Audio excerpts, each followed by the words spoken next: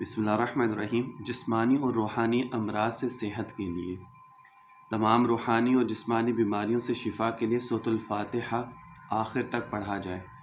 حضور صلی اللہ علیہ وآلہ وسلم نے سورۃ الفاتحہ کے متعلق فرمایا کہ فاتحۃ الکتاب یعنی الحمدللہ رب العالمین ہر بیماری کے لیے شفا ہے۔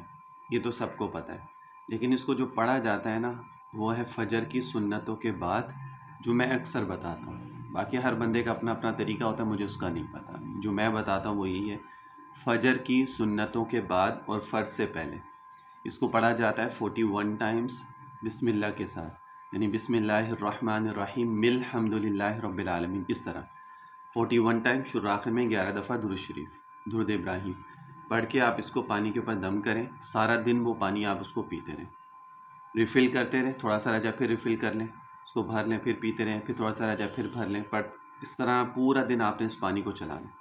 ہر چیز میں آپ یہ پانی استعمال کر سکتے ہیں، اس کا کوئی ایشو نہیں ہے۔ رات کو سونے سے پہلے اس کو ختم کر لیں، اور پھر نیکسٹ ڈے دوبارہ فجر کی سنت کے بعد دوبارہ پڑھیں، پانی پہ دم کریں، سارا دن یہ پانی پیتے رہیں۔ 41 ٹائم روزانہ ریگولر آپ نے یہ کرنا ہے۔